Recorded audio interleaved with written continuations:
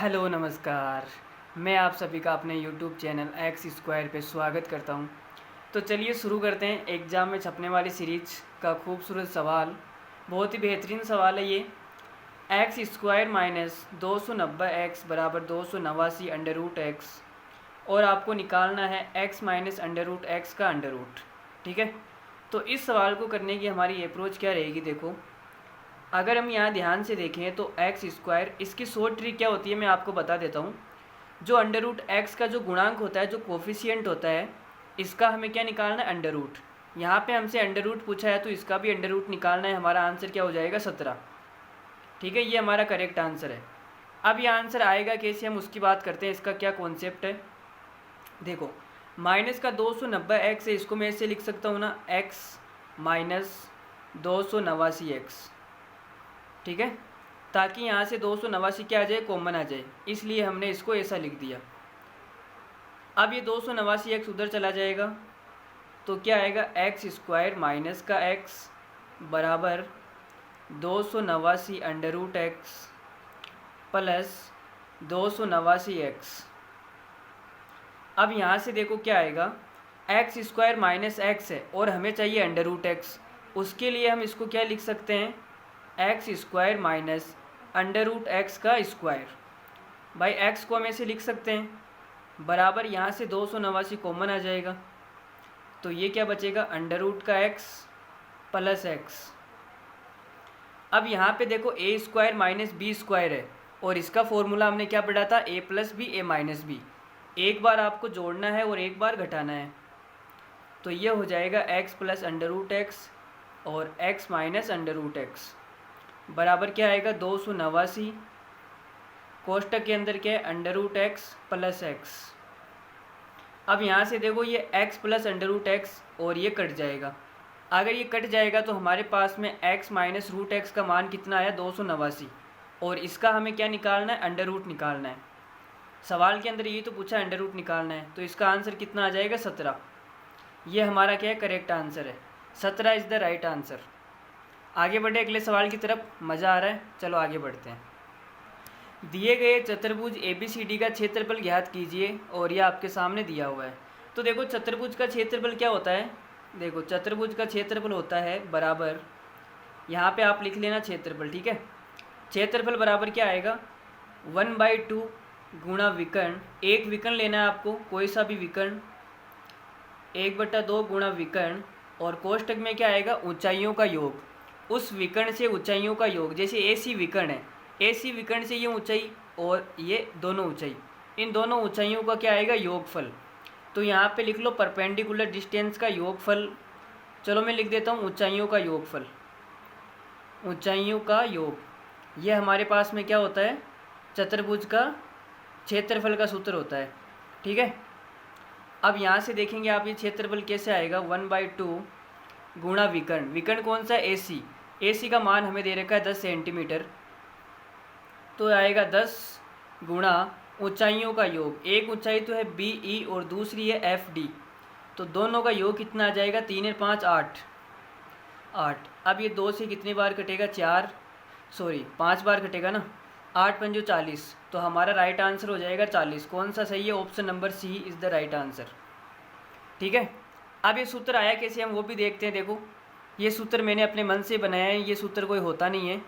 मैंने कैसे बनाया, देखो हमें इसका क्षेत्रफल निकालना है, तो पहले मैं इस ट्रायंगल का क्षेत्रफल निकाल दूं, इधर वाले इसका, इस ट्रायंगल का और इस ट्रायंगल का क्षेत्रफल निकाल के दोनों को क्या कर दूं, जोड़ दूं।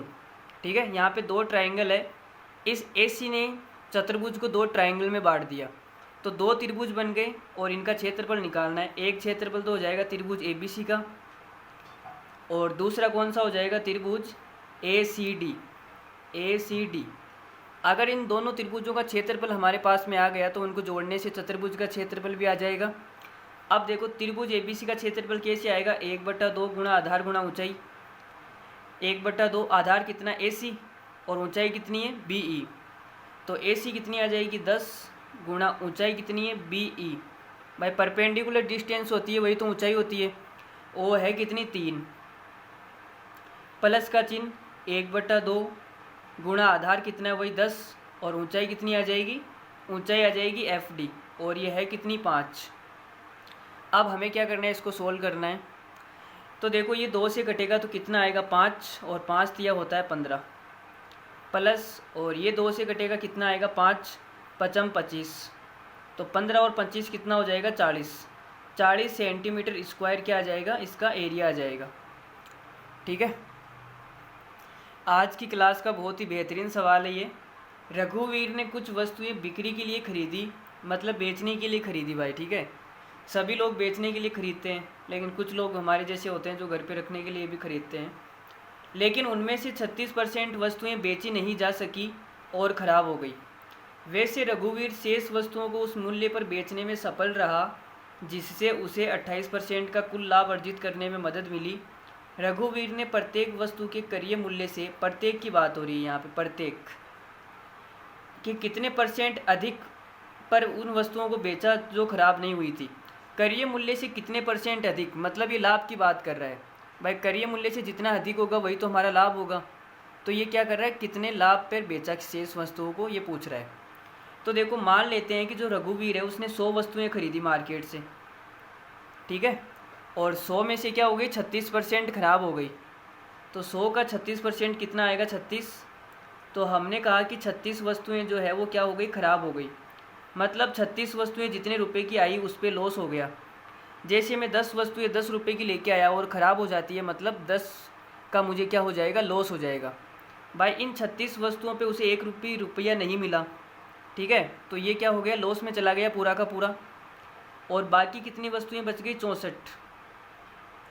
इन 64 वस्तुओं को उसने क्या किया, इस प्रकार बेचा कि उसे टोटल 28% का लाभ हो गया। तो हमने प्रॉफिट एंड लॉस में क्या पढ़ा था, लाइन मेथड पढ़ा था। लाइन मेथड में क्या होता था कि हम बोलते थे कि 36 वस्तुएं 100 में से 36 वस्तुओं को उसने कैसे बेचा।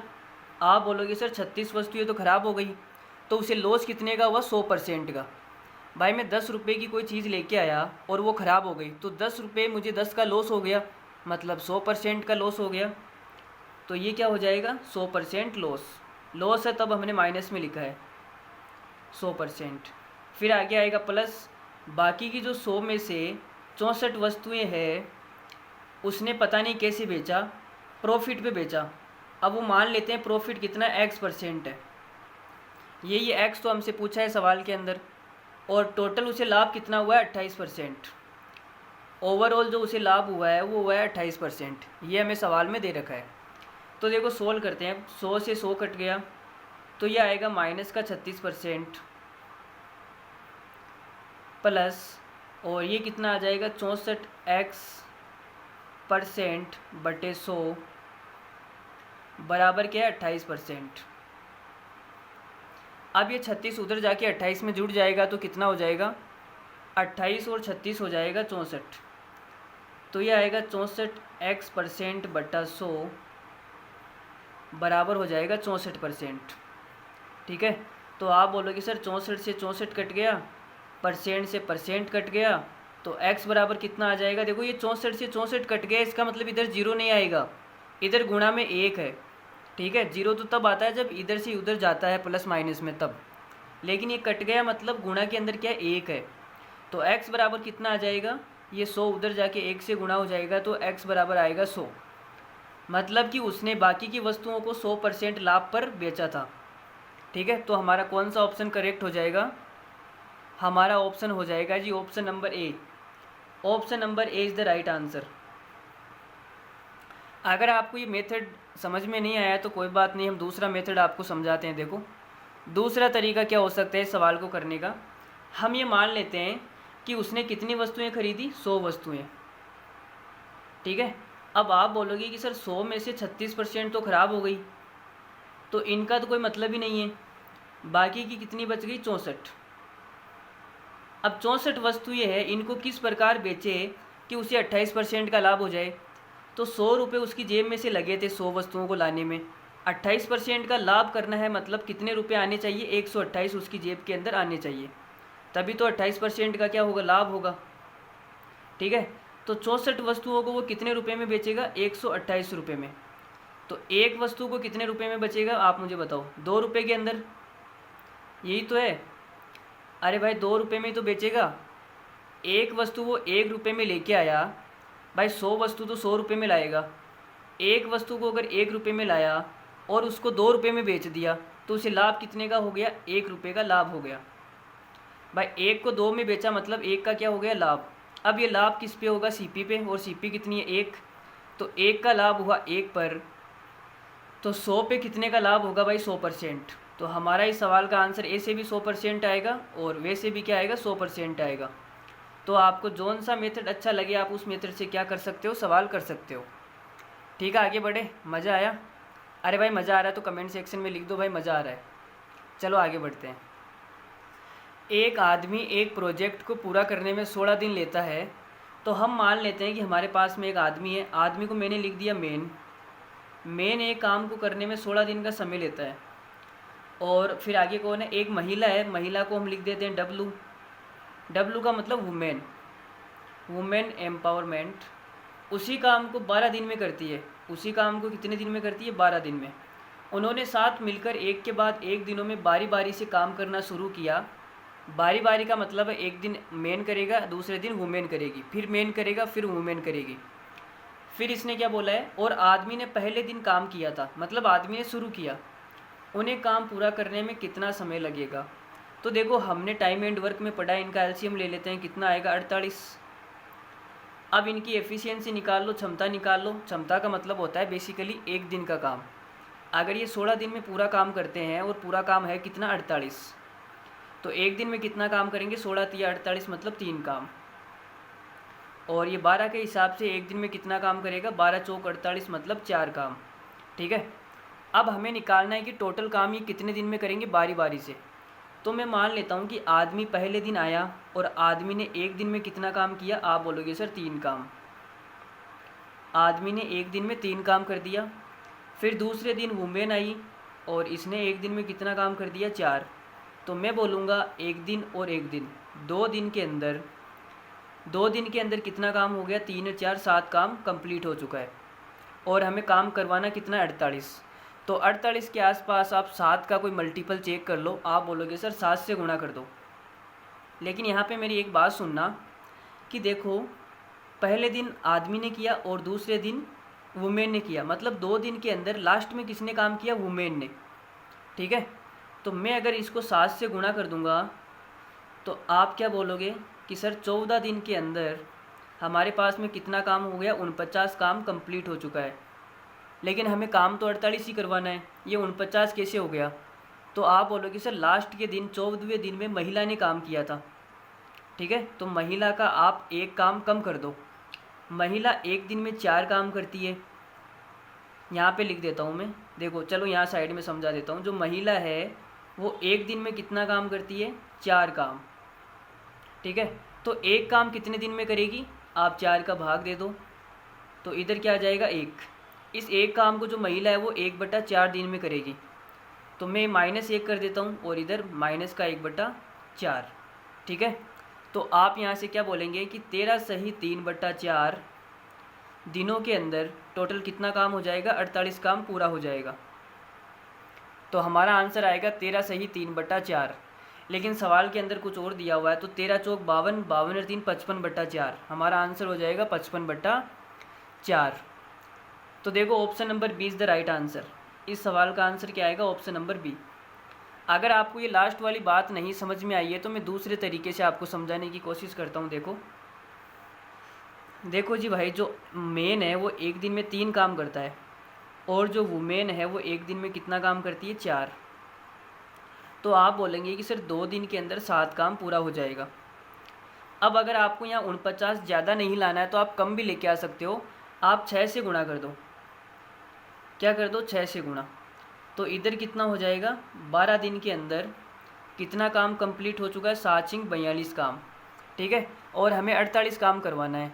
तो फिर अगले एक दिन के अंदर फिर वापस मेन का नंबर आएगा। भाई अगले दिन मेन का नंबर आएगा 13वें दिन, और वो कितना काम करेगा? 3 काम। तो आप ये बोलोगे कि सर हमारे पास में 13 दिन के अंदर कितना काम पूरा हो गया? 45 काम कंप्लीट हो चुका है। अब 48 में कितना काम और बचा है? 3 काम और बचा है। 3 काम हमें और करवाना है, और वो 3 काम कौन करेगा? यहाँ पे 13वें दिन किसका नंबर आ गया, मेन का। अब वुमेन का नंबर आएगा, और जो वुमेन है वो एक दिन में कितना काम करती है, एक दिन में 4 काम करती है। तो मुझे बताओ एक काम कितने दिन में करोगी, ये 4 इधर आ जाएगा और यहाँ पे कितना बच जाएगा 1।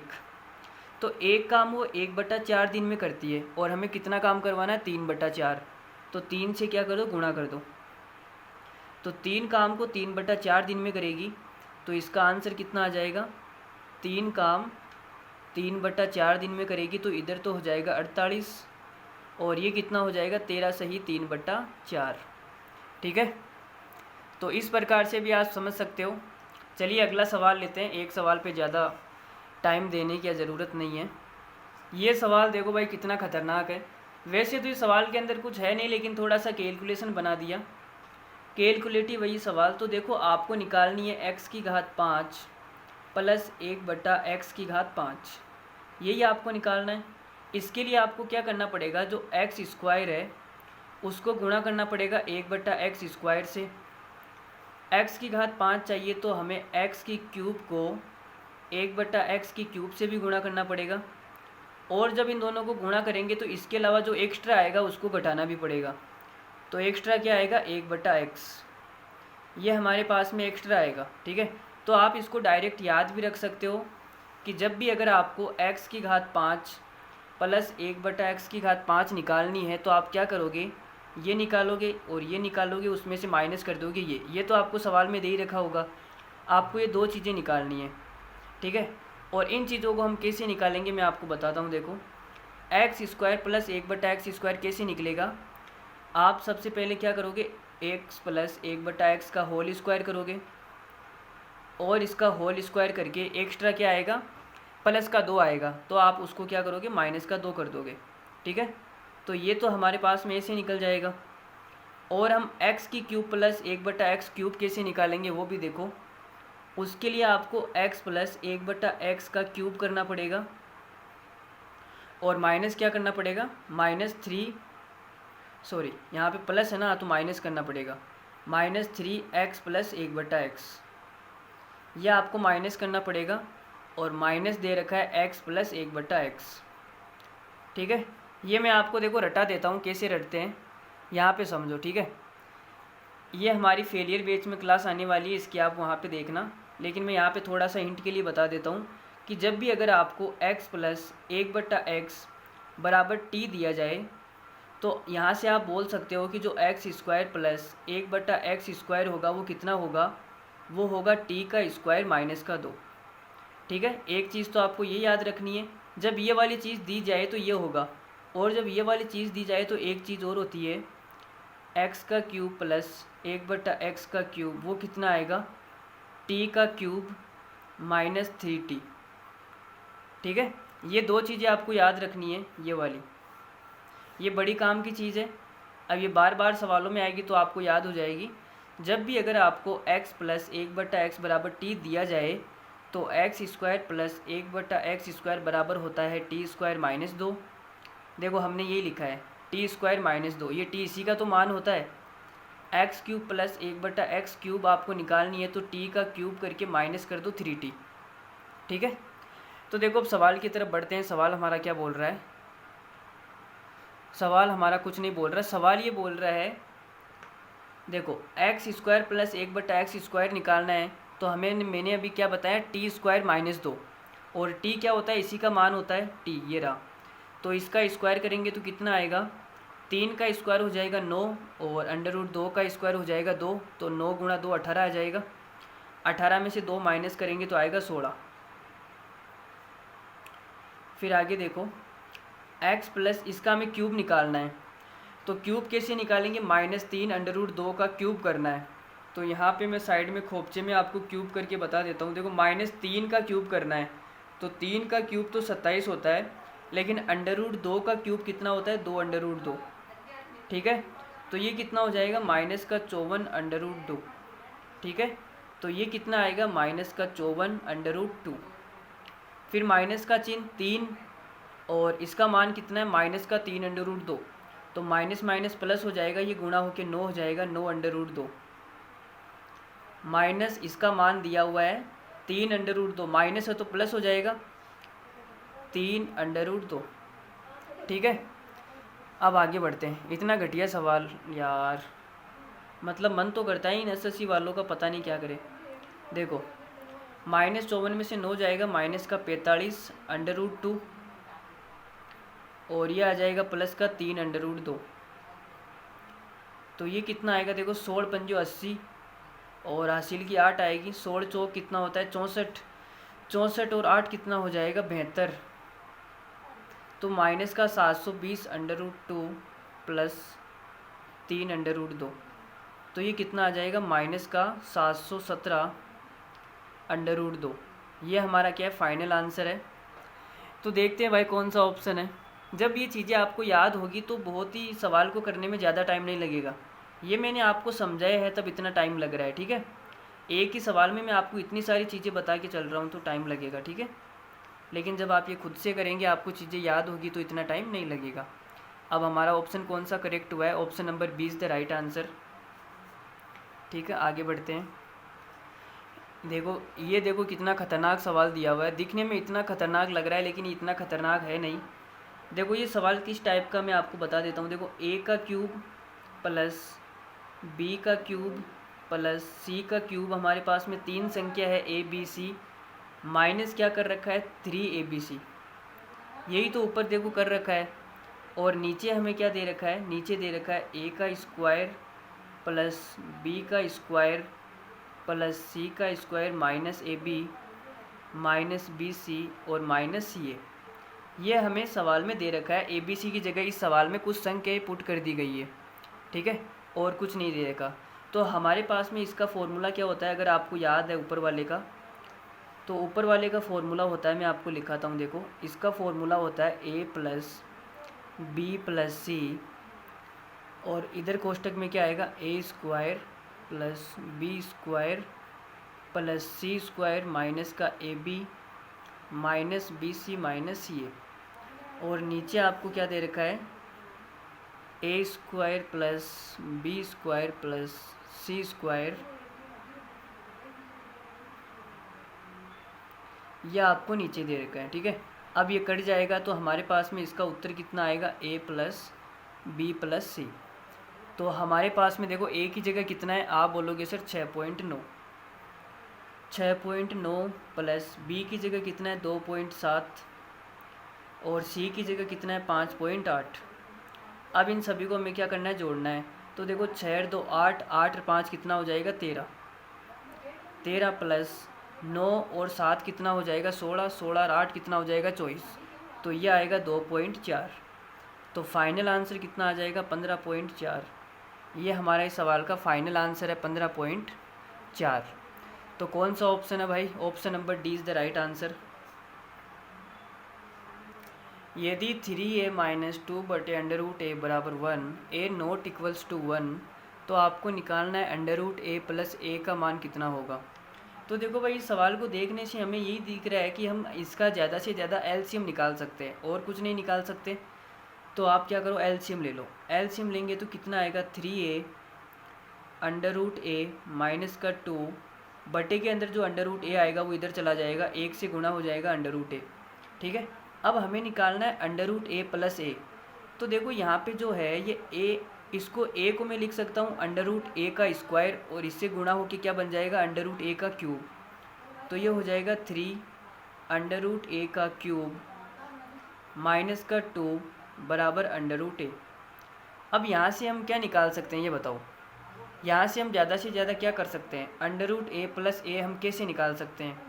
तो आप बोलोगे सर यहाँ से आप 3 कॉमन ले लो तो कुछ यहाँ पे √a का क्यूब है -1 आएगा, 3 कॉमन लेने पे 1 बन जाएगा और उस 1 से कुछ ना कुछ हो सकता है।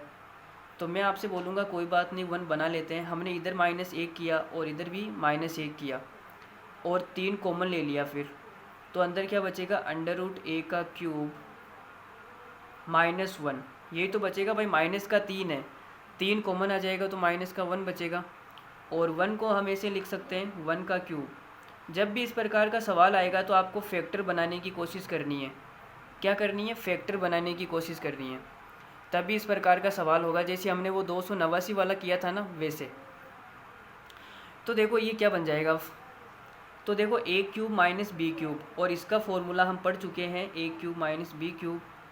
तो ये कितना हो जाएगा, ए माइनस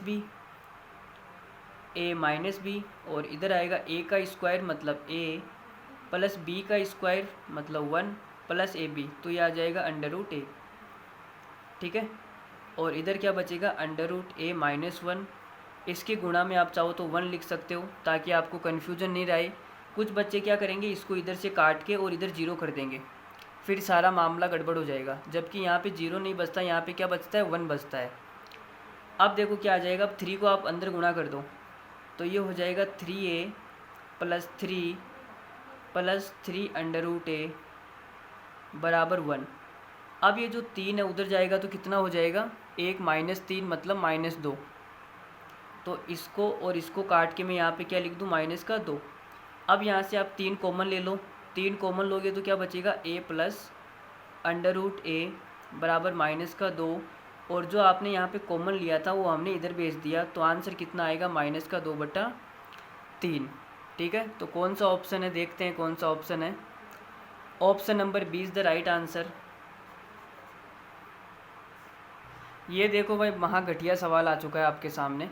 यदि x² माइनस 9x प्लस 1 बराबर 0 है तो आपको ये मान निकालना है। जब भी इस प्रकार का सवाल आए तो आप ये कोशिश करो कि ये 6239 है जो कांस्टेंट वैल्यू है, इसको x के पदों में लिखने की कोशिश करो।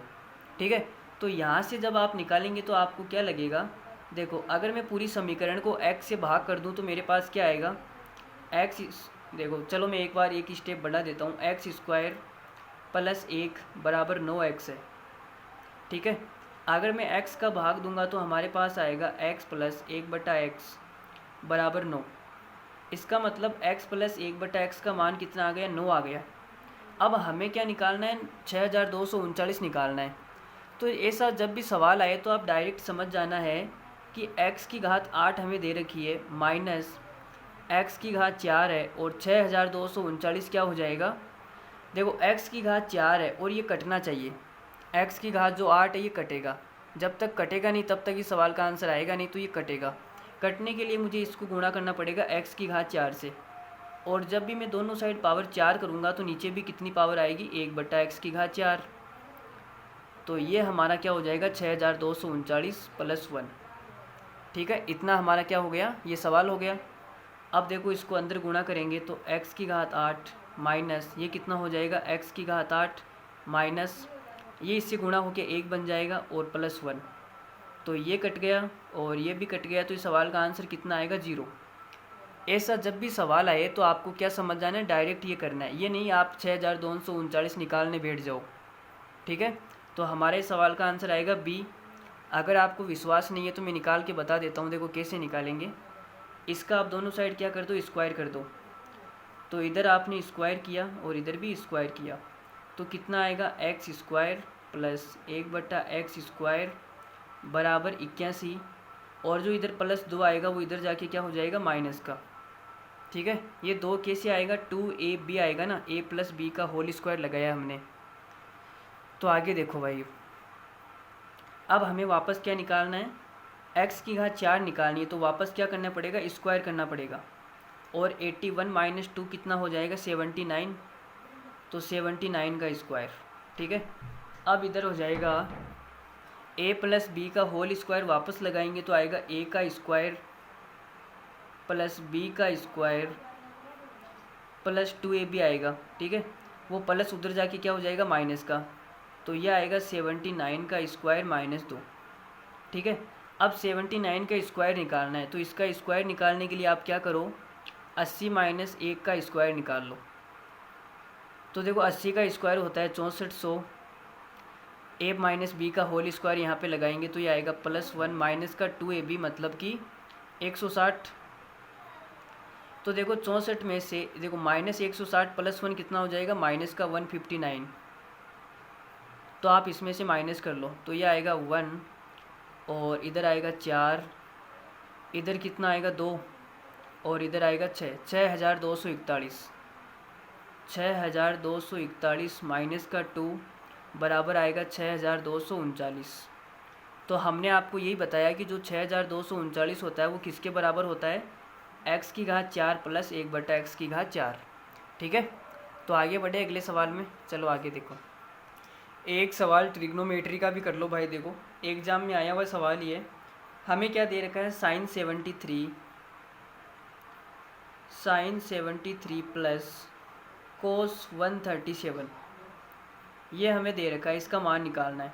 ठीक है, तो इसमें आपको क्या फॉर्मूला लग सकता है, क्या हम दिमाग लगा सकते हैं।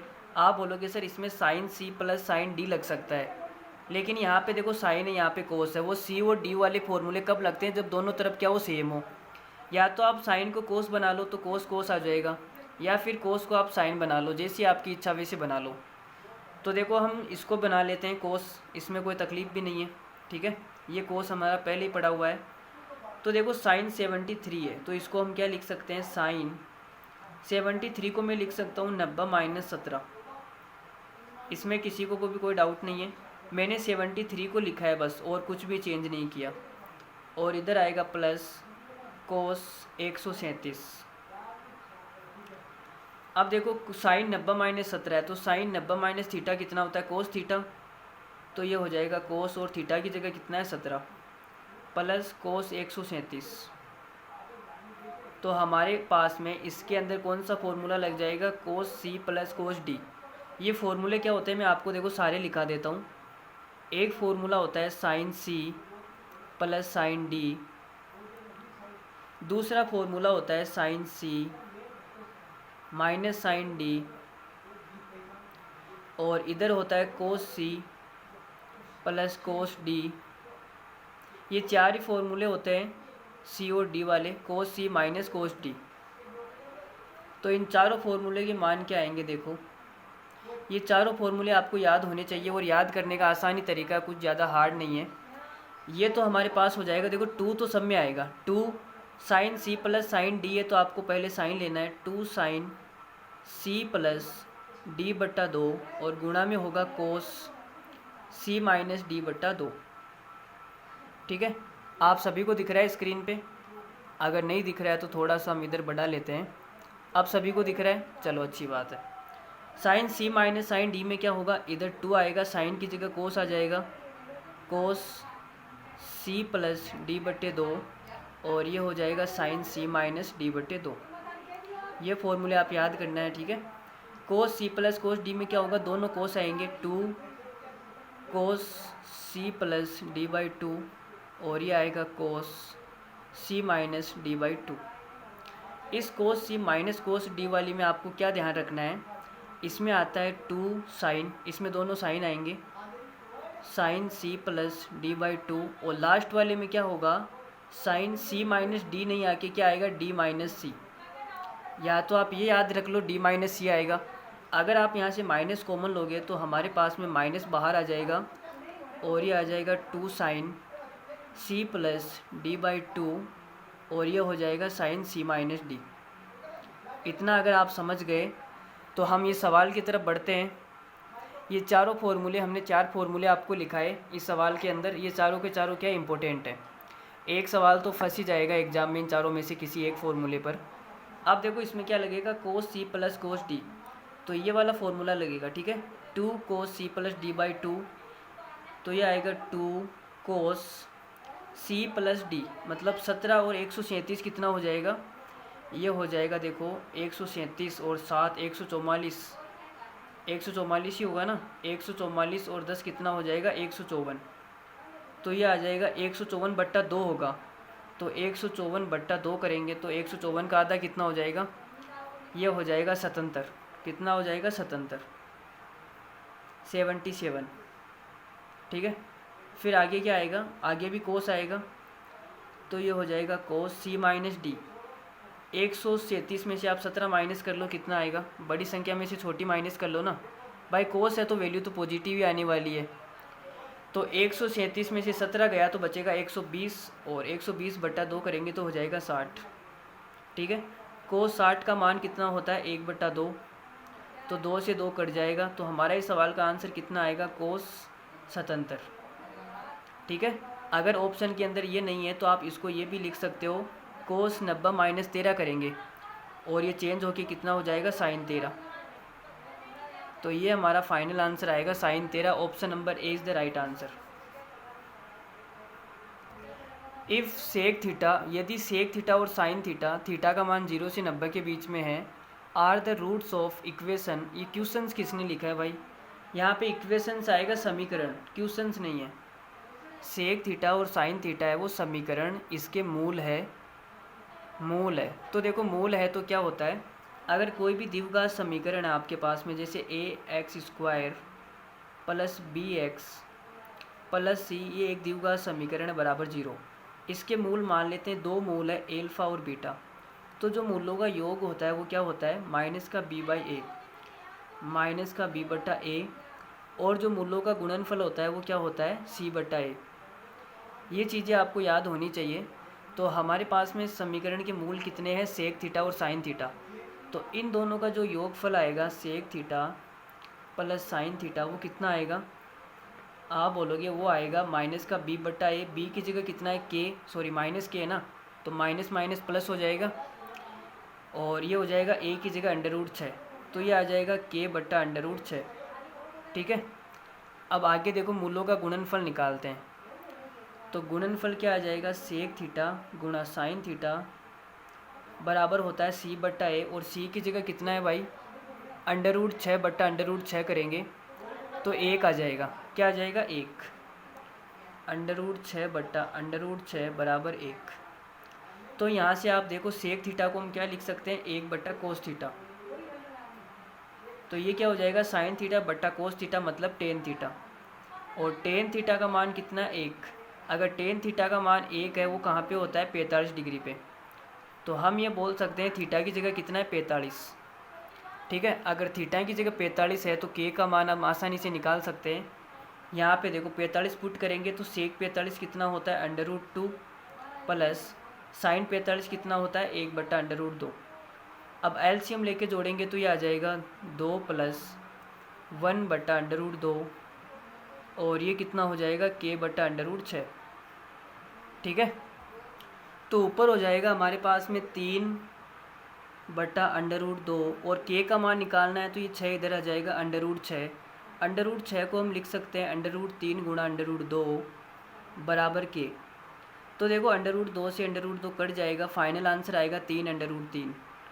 तो कौन सा ऑप्शन है k का मान, option number A is the right answer. ठीक है। निम्नलिखित में से कौन सा विकल्प 18 से विभाज्य है, नहीं है। ठीक है। अब देखो 18 से विभाज्य नहीं है, तो 18 से जब डिविजिबिलिटी चेक करते हैं तो आप बोलोगे सर 18 के अंदर 9 भी आता है, तो मैं 9 से चेक कर लूँ तो हमारा काम हो जाएगा। भाई जो संख्या 18 से कटती है वो 9 से भी कटेगी। अगर 9 से कटेगी तो 9 का जो रूल होता है वो क्या होता है, सम ऑफ डिजिट। अंकों के योग में आपको क्या करना है, भाग देके चेक करना है, यही तो होता है सम ऑफ डिजिट। तो पहले देखो आप बोलोगे सर 7 और 2 कितना हो जाएगा, 9। तो 9 से 9 से कटेगा, और 5 और 3 8 और 1 9, ये भी कटेगा। इसका मतलब ये संख्या 9 से कटेगी। अब इधर चेक करते हैं, 7 2 9, 5 और 4 9, 6 और 3 कितना हो गया, 9। तो ये भी 9 से कटेगी। और इसको चेक करते हैं, 4 और 5 9, और 9 भी कटेगा, 8 और 1 9 भी कटेगा, मतलब ये संख्या भी 9 से कटेगी।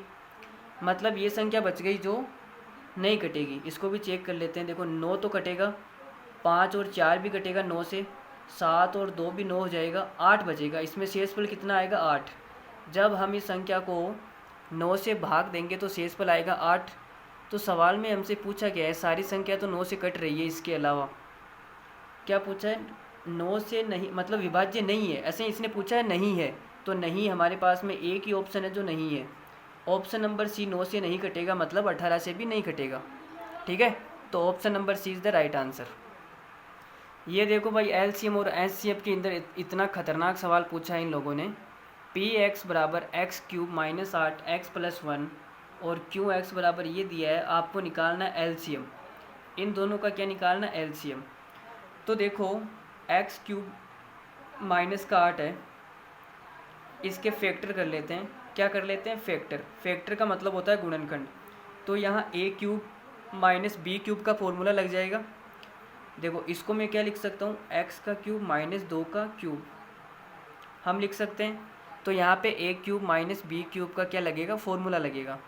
तो वो होता है ए माइनस बी मतलब एक्स माइनस 2 और एक्स का square plus X square plus B square मतलब कि 2 आएगा ना, 4 आएगा ना, और प्लस 4x, और ये हमारा बचा हुआ है x प्लस 1। ठीक है, अब आगे हमें क्या दिया हुआ है, क्यू एक्स। इस क्यू एक्स का निकालते हैं। देखो क्यू एक्स हमें दिया हुआ है एक्स क्यूब प्लस 1 को हम क्या लिख सकते हैं, 1 का क्यूब, और ये कितना आएगा एक्स माइनस 2। इसके भी देखो फैक्टर कर लेते हैं, A cube plus B cube, इसमें फॉर्मूला लगा देते हैं। तो फॉर्मूला होता है A plus B, A square मतलब X square plus B square plus A B कितना हो जाएगा एक्स, और ये कितना आएगा एक्स माइनस 2। अब हमें इन दोनों का क्या निकालना है, एलसीएम निकालना है। तो जो एलसीएम होता है उसमें क्या होती है, कॉमन संख्या एक बार आती है। एचसीएफ के अंदर तो क्या आती है, कॉमन संख्या आती है, लेकिन जब एलसीएम निकालते हैं तब उसमें क्या कॉमन संख्या एक बार आती है। तो आप बोलोगे sir x minus two LCM के अंदर क्या आ जाएगा, एक्स माइनस 2। ठीक है, और इसमें भी x प्लस 1, इसमें भी x प्लस 1, तो एलसीएम में भी क्या आ जाएगा, x प्लस 1। यही तो आएगा। जैसे हम 8 और 16 का एलसीएम निकालते हैं तो 16 आता है, 8 नहीं आता वैसे। ठीक है, अब जो कॉमन नहीं है वो भी आएगा। एलसीएम के अंदर क्या होता है, कॉमन है वो एक बार आएगा, जो कॉमन नहीं है वो भी आएगा। तो इसमें देखो ये भी आएगा और ये भी आएगा।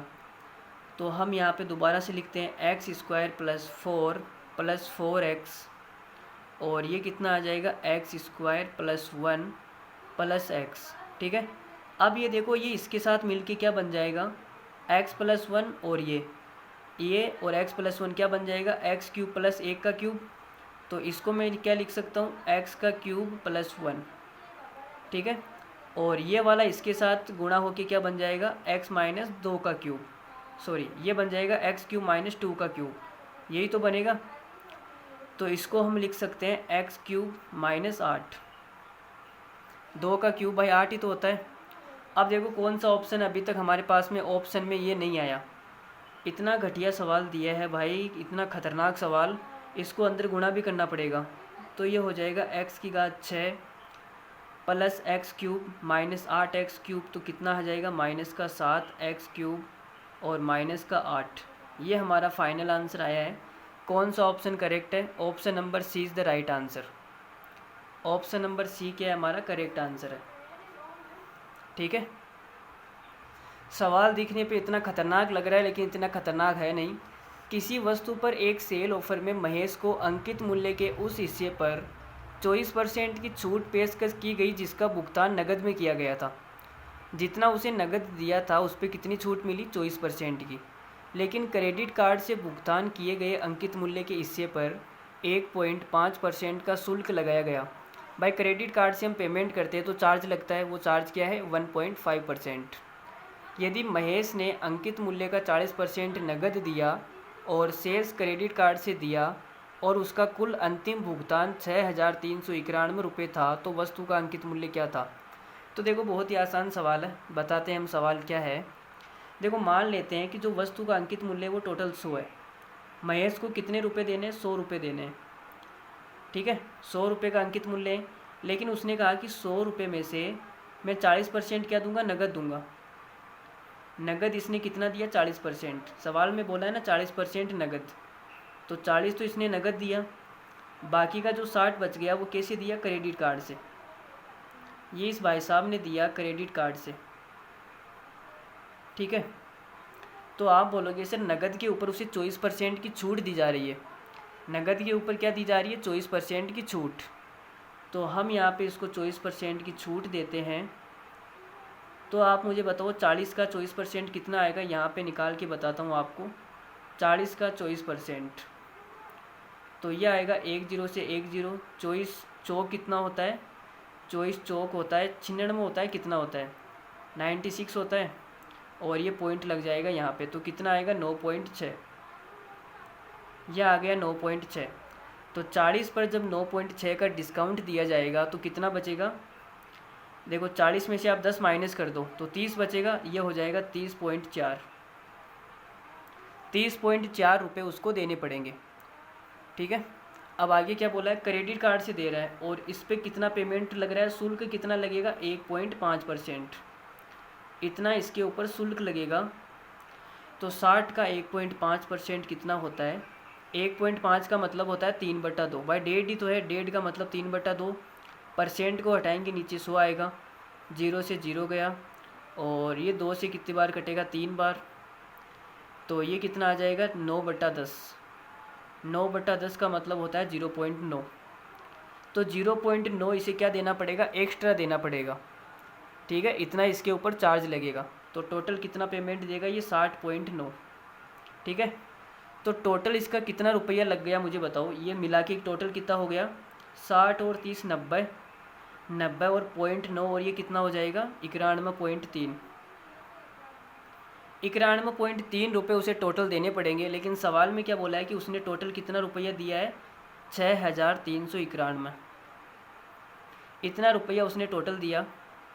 तो आप ये देखो कि जब ये पॉइंट हटेगा तो नीचे 10 आएगा, वो 10 इधर जाके गुणा हो जाएगा, तो ये 0 आ जाएगा। ठीक है, अब इधर हो गया 913। अब 913 से ये कितनी बार कटेगा आपको ये बताना है। तो आप देखो ये लगभग 913 है ना, ये कितना है, लगभग है ये 1000 के आसपास है। और इधर कितना है, इधर है 63,910। इसको आप 0 को 1 मिनट के लिए भूल जाओ तो कितना है, 6391, और इधर क्या है, 913।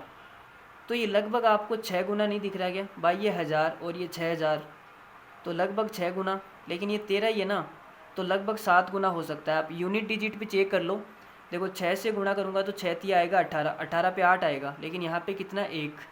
अगर 7 से गुणा करूँगा 7 या 21 का 1 आएगा, और यहाँ पे कितना 1। तो ये कितनी बार कटेगा, 7 बार, 7 बार, और ये 0 है तो 0। तो 1 की वैल्यू कितनी आ गई, 70। आप भाग दे के भी ट्राई कर सकते हैं, मैंने आपको ऐसा डायरेक्ट बताया है। 1 की वैल्यू 70 आ गई, और हमें निकालना क्या है, 100 की वैल्यू निकालनी है। तो 100 की वैल्यू कितनी आ जाएगी, 2 0 चिपका दो, 7000। भाई 100 की वैल्यू तो निकालनी है। अंकित मूल्य हमने कितना माना था, 100 माना था। तो option number D is the right answer. Option number D is the right answer. एक स्कूल में परिवहन के रूप में 3 चीज़ों का प्रयोग किया जाता है। एक तो है स्कूल बस, दूसरी है बाइक, और तीसरी है साइकिल। का उपयोग करने वाले छात्र का अनुपात है 6:3:1। यदि स्कूल की कुल संख्या 1200 है तो परिवहन के लिए साइकिल का उपयोग करने वाले छात्रों की संख्या कितनी है। प्रत्येक छात्र परिवहन के लिए दिए गए 3 माध्यमों में से केवल एक का प्रयोग करता है। तो देखो भाई, हमें निकालना है, देखो 3 जने हैं टोटल। एक तो है स्कूल बस वाले, और दूसरा कौन सा है, बाइक वाला, और तीसरा कौन सा है, साइकिल वाला। 3 जने हैं, और अनुपात कितना है, 6:3:1। तो मुझे बताओ टोटल कितने हो जाएंगे। आप बोलोगे सर 6 3 9 और 1 10, टोटल हो गए 12। और 12 की वैल्यू सवाल में कितनी दे रखी है, 1200। टोटल स्टूडेंट 1200 है ना, तो 1 की वैल्यू कितनी आएगी, आप बोलोगे सर 100। सॉरी 1 की वैल्यू 100 ही तो आएगी। हमने कहीं गड़बड़ कर दी क्या भाई, 12 से ही कटेगा, सॉरी 12 नहीं होगा ना, 6 3 9 1 10, 10 ही तो हुआ टोटल। टोटल कितने हुए, 10, और 10 की वैल्यू कितनी है, 1200। तो 1 की वैल्यू कितनी आएगी, 120। 1 की वैल्यू आएगी 120। मच्छर के कारण गलती हो गई, 120।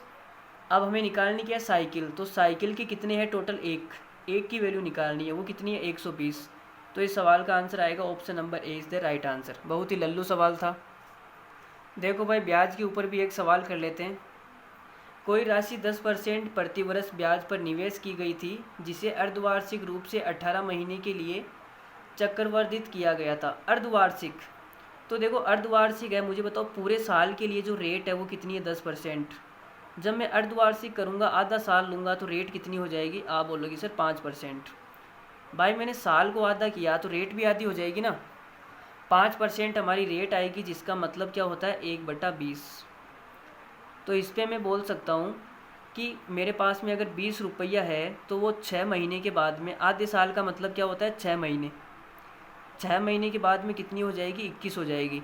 20 पे 1 ब्याज लगेगी 6 महीने में, तो 20 से कितनी हो जाएगी, 21 हो जाएगी। ठीक है, लेकिन सवाल में बोला है 18 महीने के लिए। अगर 18 महीने के लिए बोला है तो देखो क्या हो जाएगा, टाइम हम क्या करते हैं, घात में लगाते हैं। अगर आपने मेरी CI की क्लास नहीं ली है तो आप जाके लीजिए, ठीक है। वहाँ पे हमने पूरा कॉन्सेप्ट क्लियर किया है। जो टाइम होता है वो क्या हो जाएगा, पावर में चढ़ जाएगा। वो पावर में क्यों चढ़ता है हमने वहाँ पर ये भी बताया है।